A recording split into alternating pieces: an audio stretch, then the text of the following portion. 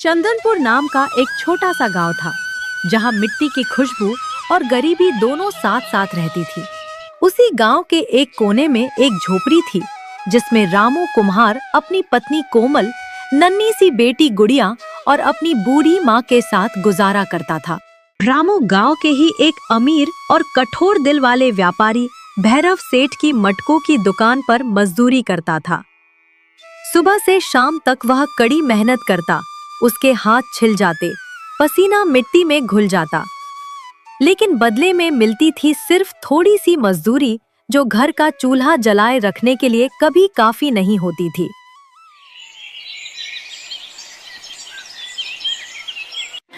सुनिए जी, कल सेठ भैरव ने फिर वही पुरानी मजदूरी दी।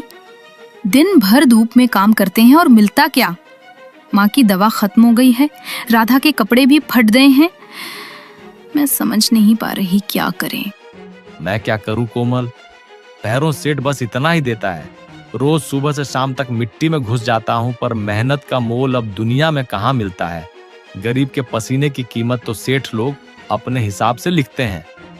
फिर आप उनके लिए काम क्यों करते हैं जी? आपके हाथ के मटके तो पूरे चंदनपुर में मशहूर हैं। क्या पता अगर आप खुद बेचना शुरू करें तो आपकी कमाई दुगनी हो जाए। सेठ के लिए क्यों अपना पसीना और कला दोनों बर्बाद कर रहे हो? अरे कोमल, दुकान खोलने के लिए पैसा चाहिए, जगह चाहिए, और हमारे पास क्या है? ये छोटी सी झोपड़ी। आप चिंता मत कीजिए, स्टार्टिंग में प्रॉब्लम होगी पर सब ठीक हो जाएगा। हम थोड़ा थोड़ा करके सब कर लेंगे। भगवान पर भरोसा रखिए। बेटा, सही कह रही है तेरी पत्नी। सेठ के लिए काम करके कब तक पेट पालोगे? अपना कुछ कर। मिट्टी तेरे हाथ में है तो किस्मत भी तू ही बना सकता है। ठीक है कोमल, कल सेठ से कह दूंगा, अब और मजदूरी नहीं। अगले दिन रामू भैरव सेठ के पास जाता है। उस दिन रामू ने फैसला कर लिया था कि अब वो सेठ के लिए नहीं, खुद के लिए काम करेगा। मालिक नमस्ते, मुझे आपसे एक बात कहनी थी। हाँ बोलो रामू, क्या बात है? मालिक, आप मेरा हिसाब कर दीजिए, मैं अब यहाँ काम नहीं करूंगा। क्या बोला तूने? इतना देता हूँ फिर भी तू काम नहीं करेगा? मालिक, गलत मत समझना, मैंने कभी शिकायत नहीं की, पर घर का खर्चा नहीं चल रहा, सोचा खुद कुछ कोशिश कर लूं। कोशिश? चल ठीक है, जा, मैं भी देखता हूं तू क्या कर लेगा। रे चमचे, इसका हिसाब कर। जी मालिक, पिछली बार इसने अपनी माँ की दवा के लिए जो बड़ी रकम एडवांस ली थी और मिट्टी के जो बचे हुए दाम थे, सब जोड़ घटाकर देखा जाए तो रामू के हिस्से में कुछ नहीं बचता मालिक। इसका हिसाब तो पूरा पूरा जीरो हो गया। सुन लिया रामू, तेरे सब पैसे कट गए, तू पहले ही ले चुका है, अब कुछ नहीं मिलेगा। मालिक, वो तो आपने खुद कहा था तब के लिए, मैंने कब कहा सब पैसे ले लो? ये तो अन्याय है। बस खामोश रह, औकात देख अपनी। तू मुझे मेरा हिसाब समझाएगा? हाँ, तेरे हाथ की मिट्टी में वो दम नहीं जो दुकान खोले। जा जा, और हाँ, जब हारकर वापस आएगा ना, तब 2 गुनी गुलामी करने को तैयार रहना। रामू की आंखों में आंसू आ जाते हैं। वह बिना पलटकर देखे ही अपनी झोपड़ी की तरफ चल पड़ता है। क्या हुआ जी? सेठ ने पैसे दिए क्या? नहीं कोमल, सब पैसे काट दिए। कहते हैं तो मैंने पहले ही ले लिया था, मुझे भगा दिया। हंस के बोला, देखते हैं कैसे दुकान खोलते हो। सुनिए जी, पैसे चले गए तो क्या हुआ? हिम्मत तो हमारे पास है ना, हम सब मिलके करेंगे। माँ मिट्टी बनाएंगी, मैं बिक्री में मदद करूंगी। गुड़िया छोटी है पर दुआ तो करेगी। बेटा, दुकान नहीं, अपना सपना खोल। सेठ ने तेरा पैसा नहीं रोका, तेरी किस्मत रोकी है। अब वक्त है उसको तोड़ने का।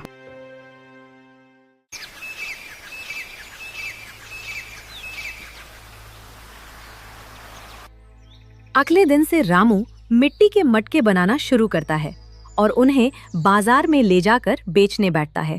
गर्मी से तपता हुआ दिन, बाजार में लोगों की भीड़, सब अपने अपने सामान बेच रहे हैं।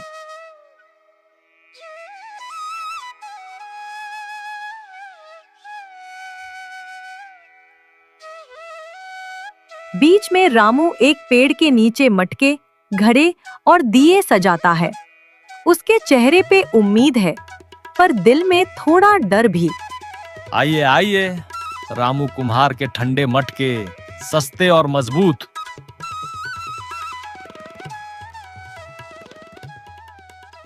रामू की आवाज सुनकर कुछ गांव वाले रामू के पास आते हैं। अरे भाई, ये मटका तो हल्का लग रहा है, लगता है मिट्टी कच्ची थी। हाँ रे, और रंग भी ढीला है, लगता है मिट्टी भी सही नहीं पकाई गई। भैरव के मटके देखे हैं, एकदम चमकदार। बहन जी, मिट्टी चाहे सिंपल हो, पर मेरे मटके दिल से बनाए गए हैं। पानी रखिए इसमें, देखिएगा ठंडक और स्वाद दोनों मिलेंगे। दिल से बने मटके। अरे भाई, पानी नहीं, दिल रखेंगे क्या इसमें? भैरव के मटके तो राजा महाराजा तक ले जाते हैं, और तू रामू, तू तो नया नया आया है बाजार में, कौन खरीदेगा तेरे मटके? बाबूजी, हर बड़ा आदमी कभी छोटा ही था, बस एक मौका दीजिए, अगर पसंद ना आए तो पैसा वापस। अरे नहीं भाई, हम रिस्क नहीं लेते, कल अगर मटका फट गया तो तू मिलने भी नहीं आएगा।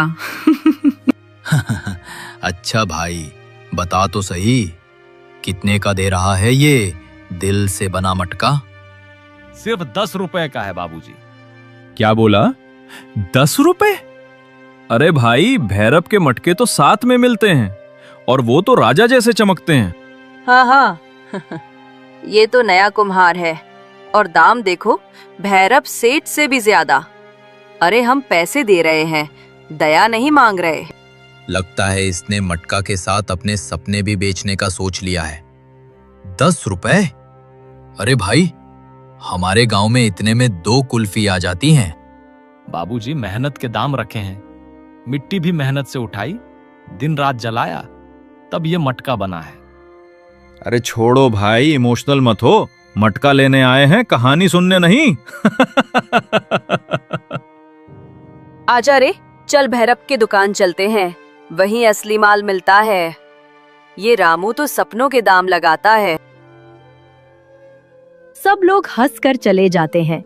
रामू चुप हो जाता है, उसके चेहरे पे पसीना और उदासी दोनों है। दूर से भैरव सेठ आता है और उसके पीछे उसके 2 चमचे। सेठ के चेहरे पर वही घमंड भरी मुस्कान है। अरे अरे, ये तो हमारा रामू कुम्हार है। क्या हाल है रे रामू? मुझे लगा था तू अपना यह मिट्टी का नौटंकी बंद करके वापस मेरे पास आ जाएगा, पर तू तो लगता है अपनी जिद पर अड़ गया है। सेठ जी, जिद नहीं, विश्वास है। मैं अपनी मेहनत से जीना चाहता हूँ।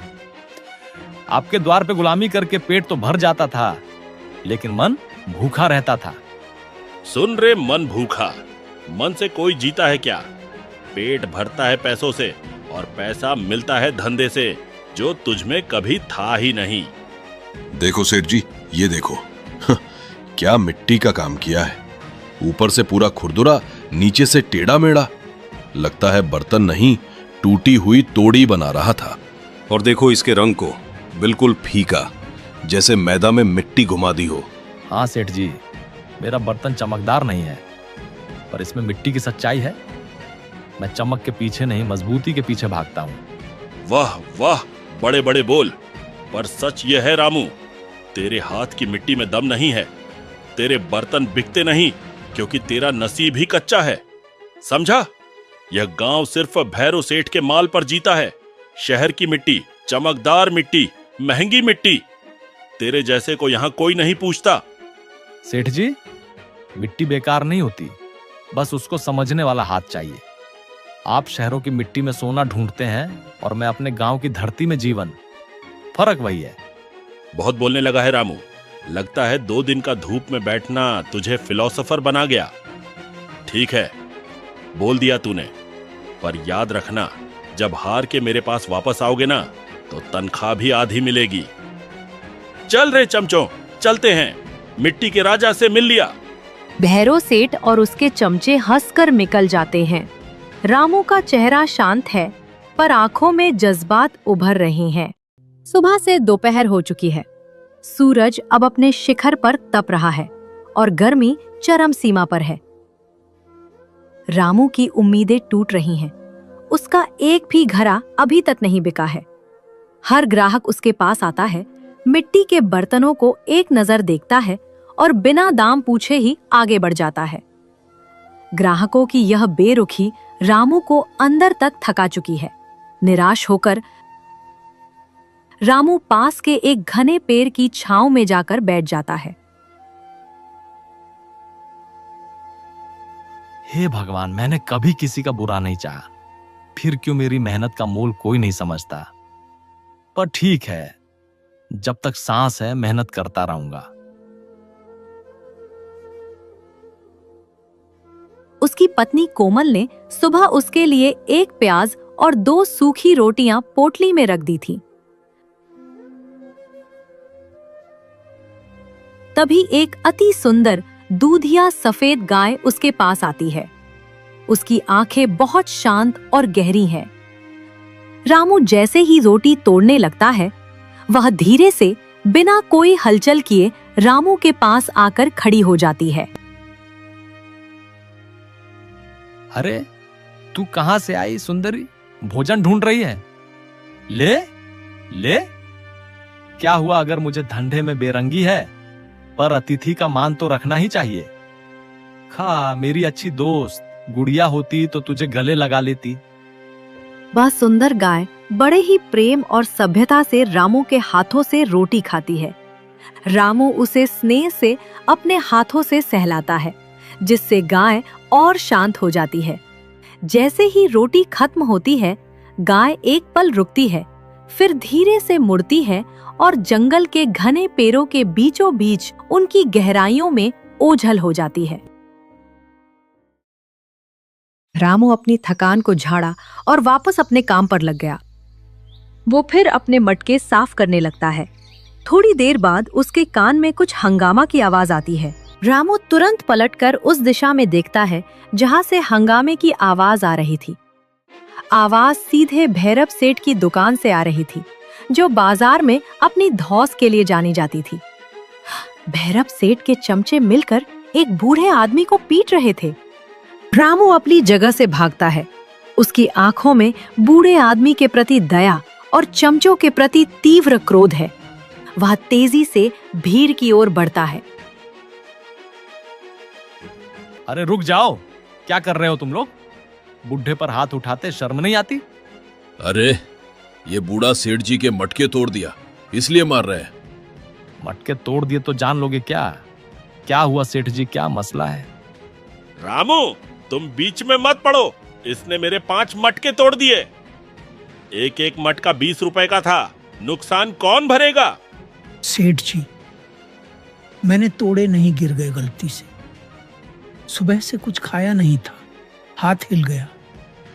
मुझे बीवी के लिए दवाई लेनी थी, 2 दिन से बीमार है। मैंने आपसे एडवांस मांगा तो आपने डांट दिया। बीमारी सब झूठ है। काम करो या निकल जाओ यहाँ से। सेठ जी, गलती सबसे होती है। आप इतने बड़े आदमी हो, कुछ दया भी तो रखिए। एक बूढ़े आदमी को मारना इंसानियत नहीं, जालिमियत है। अरे रामू, तू अपना काम संभाल, ये हीरो मत बन। ले जाओ इसे यहाँ से, वरना तुझे भी निकाल दूंगा बाजार से। सेठ जी, बाजार आपका हो सकता है, पर इंसानियत हर किसी का अधिकार है। बाबा चलिए, मैं देख लूंगा। आपको दवाई के पैसे चाहिए ना? बेटा, भगवान तुझे खुश रखे। तेरे जैसा आदमी आज के जमाने में मिलना मुश्किल है। आप घर जाइए बाबा, बीवी को दवाई खिलाइए। काम की चिंता मत कीजिए। जब मेरी अपनी दुकान खुल जाएगी ना, मैं आपको जरूर नौकरी दूंगा।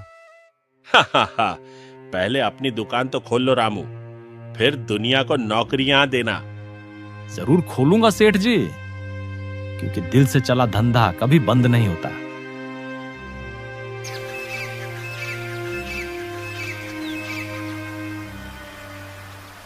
आज क्या हुआ? इतने चुप क्यों हो जी? जरूर आज भी। क्या बताऊं कोमल, आज भी वही हाल। दिन भर धूप में बैठा रहा, कोई दाम पूछकर चला गया तो कोई हल्के से छिड़कर चला गया। एक मटका नहीं बिका। जब से भैरव का काम छोड़ा है लगता है धंधा ही रूठ गया है मुझसे। देखिए, आप हिम्मत मत हारिए। भैरव का घमंड उसका साथ दे रहा है, लेकिन आपकी मेहनत वो आपका साथ देगी। आपका काम सच्चा है, बस थोड़ी सी देर है। कितनी देर कोमल?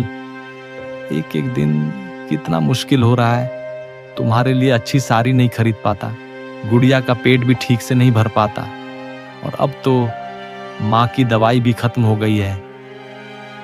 हाँ, कल सुबह तो जरूर देनी पड़ेगी। और उधर गुड़िया, वो तो आज भी भूखी सोई है। उसके लिए एक नया जोड़ा भी नहीं ले सकते। बस यही सोचता हूँ कि काश कुछ ऐसा हो जाए कि हमारी किस्मत पलट जाए, जिसे मैं माँ की दवाई ला सकूं और गुड़िया को खुश रख सकूं। चिंता मत करो स्वामी, वो ऊपर वाला सब देखता है। जब इंसान की कोशिश अच्छी होती है ना, तो भगवान कोई ना कोई रास्ता जरूर दिखाता है। आप कल फिर जाइए, कोशिश मत छोड़ना। हाँ, तुम सही कहती हो, कल फिर जाऊंगा। कल तकलीफ है तो कल खुशियां भी आएंगी। माँ और गुड़िया के लिए मुझे जीतना होगा। जंगल की हवा आज कुछ अलग सी थी। दूर तक अंधेरा घने पेड़ों के पीछे छिपकर बैठा लग रहा था। रामू धीरे धीरे कदम बढ़ाता हुआ जंगल के बीच जा रहा था।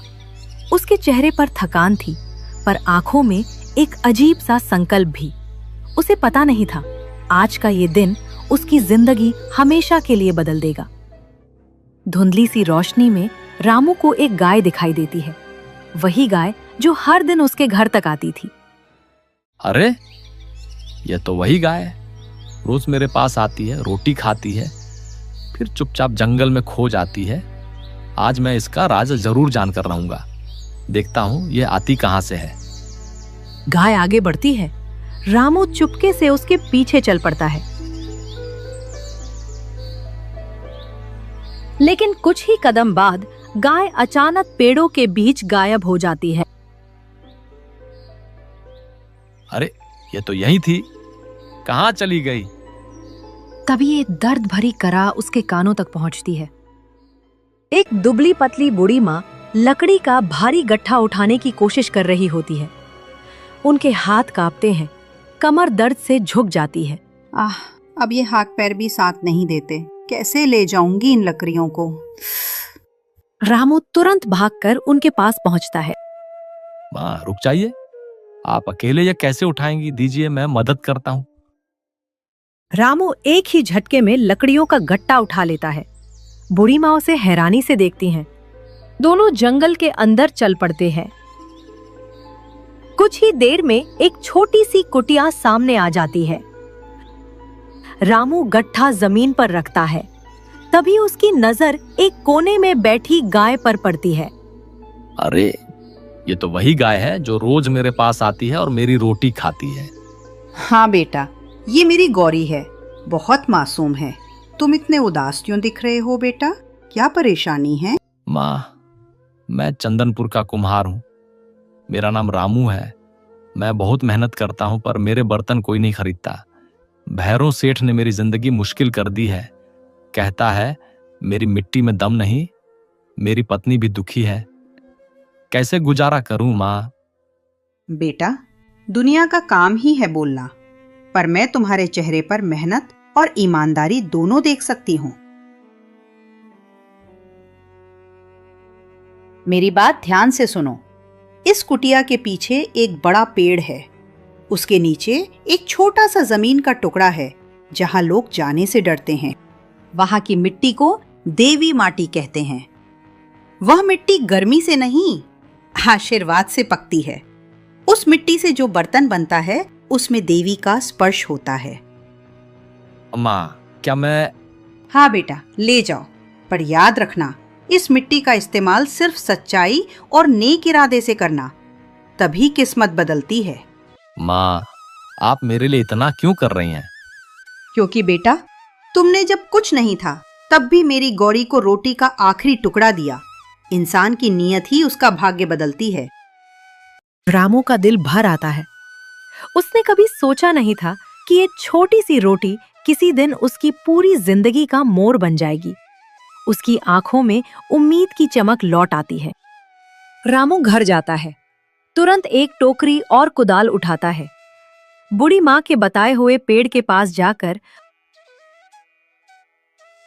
वह ध्यान से देवी माटी की मिट्टी उठाता है। थका हुआ लेकिन आंखों में एक नई चमक लिए रामू अपने सर पर मिट्टी की टोकरी में देवी माटी लिए आता है। झोपड़ी के बाहर उसकी पत्नी कोमल उसे चिंता से देखती है। स्वामी, आपको इतनी देर कहाँ लग गई? मैं कब से आपका इंतजार कर रही थी। और ये बोझ कैसा? शांत हो जाओ कोमल, मैं ठीक हूँ। ये बोझ नहीं है, ये तो हमारी किस्मत है। किस्मत? ये कैसी मिट्टी है स्वामी? पहले अंदर आओ, मुझे तुम्हें सब कुछ शुरू से बताना है। ये सफर बहुत खास था। रामू और कोमल घर के अंदर आते हैं। कोमल जल्दी से उसके लिए पानी लाती है। रामू थका हुआ है पर उसकी आंखों में एक अजीब सी शांति है। रामू पानी पीता है, राहत की सांस लेता है, फिर कोमल को सारी बातें बताता है। तो ये मिट्टी, ये आशीर्वाद है। भगवान ने हमारी सुन ली स्वामी। अब हम एक पल भी नहीं गवाएंगे। मैं तुरंत आपके लिए बर्तन बनाने की तैयारी करती हूँ।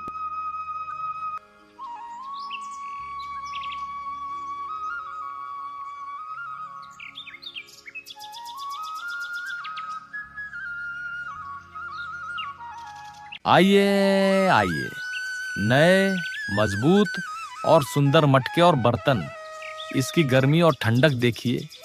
इतनी बढ़िया मिट्टी के बर्तन आपको कहीं और नहीं मिलेंगे। एक बार इस्तेमाल करके देखिए, बरसों चलेंगे। इन खूबसूरत बर्तनों से अपने घर को सजाइए। अरे रामू, ये क्या चमत्कार है? ये बर्तन तो भैरव के बर्तनों से भी ज्यादा अच्छे हैं। कितने हल्के और मजबूत हैं। हाँ, रंग भी कितना गहरा है। कितने में दोगे रामू? बस वही दाम जो आम मिट्टी के दाम है, 5 रुपए। अरे भाई, ये तो बहुत ठंडा है, बिल्कुल सेठ के मटके जैसे। कितने का दिया? बस 5 रुपए बहन। 5 रुपए? भैरव सेठ तो 20 रुपए मांगता है। चलो मुझे 2 दे दो भाई। पल भर में गांव वालों की भीड़ रामू की दुकान पर लग जाती है। रामू के बर्तनों की चमक और हल्कापन सबको बहुत पसंद आता है। रामू के चेहरे पर पहली बार मुस्कुराहट आती है। वो खुशी से मटका पैक करता है। जैसे ही शाम हुई, रामू ने अपनी सारी कमाई को संभाला और खुशी के मारे दौड़ा चला आया। घर के दरवाजे पर पहुंचते ही वह अपने उत्साह को रोक नहीं पाया और जोर से चिल्लाया, अरे माँ कोमल, जहाँ हो जल्दी आओ। रामू की आवाज सुनकर कोमल और बूढ़ी माँ घबराकर बाहर आईं। क्या हुआ? कुछ हुआ है क्या? क्या घरे टूट गए या किसी से झगड़ा हो गया?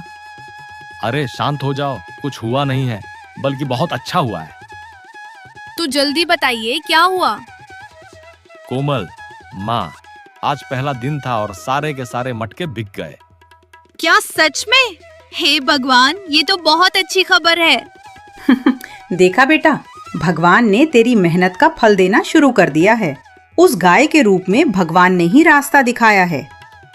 हाँ, कल और ज्यादा मटके बनाऊंगा। बस थोड़ा और पैसा जमा हो जाए तो अपनी भट्टी की मरम्मत करवा लूं, फिर और भी मजबूत बर्तन बनेंगे। इधर रामू की आर्थिक स्थिति तेजी से सुधर रही थी। रामू के घड़ों की चर्चा दूर दराज के गांवों तक पहुंच चुकी थी और दूसरी तरफ भैरव सेठ की हालत दिन ब दिन बिगड़ती जा रही थी। मालिक, सुना आपने? रामू कुम्हार के घड़े तो बाजार में छाए हुए हैं। लोग कह रहे हैं कि उसके घड़े ठंडे और सस्ते मिलते हैं। ग्राहक सुबह ही उसकी दुकान पर भीड़ लगा देते हैं। क्या वो रामू जिसने मेरे पास से काम छोड़ा था? अरे मैं तो सोचता था कि वह कुछ ही दिनों में भूखा मर जाएगा। उसे वापस आकर मेरे पैर पकड़ने पड़ेंगे। ये सब बकवास है।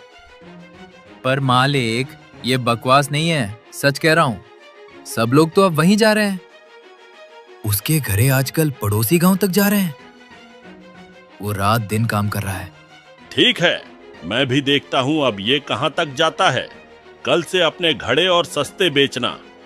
दाम इतने गिरा देना कि रामू को घाटा हो जाए। हम उसे टिकने नहीं देंगे। 1 महीना बीत चुका है।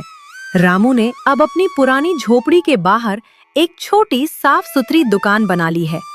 दुकान के ऊपर एक नया बोर्ड लगा है जिस पर गर्व से लिखा है, रामू कुम्हार के मिट्टी के घड़े, ठंडे और मजबूत। दुकान पर ग्राहकों की अच्छी खासी भीड़ है। रामू ग्राहकों से बात कर रहा है। उसकी पत्नी कोमल घड़ों को साफ कर रही है और बूढ़ी माँ भी हिसाब किताब में मदद कर रही है। उनकी छोटी बेटी गुड़िया एक ग्राहक को पानी पिला रही है। तभी माहौल में ठंडक की जगह गर्मी आ जाती है।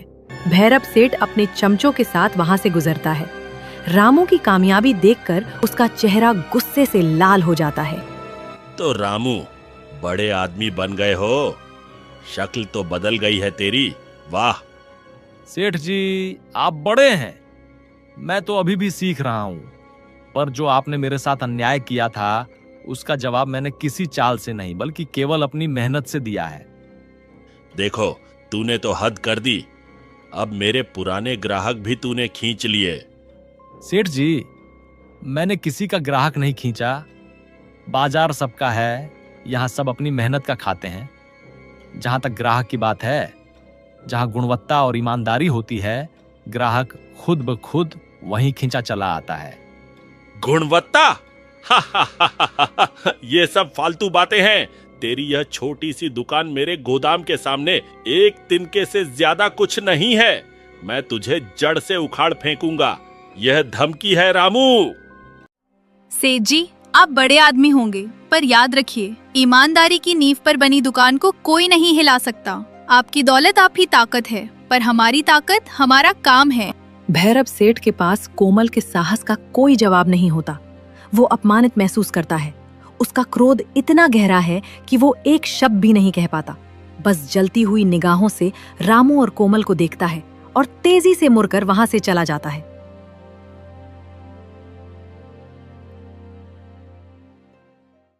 भैरव के जाते ही गांव वाले रामू की प्रशंसा करते हैं। रामू और कोमल एक दूसरे को देखकर विजय की एक शांत मुस्कान के साथ हंस पड़ते हैं। माँ गर्व से उन्हें देखती है।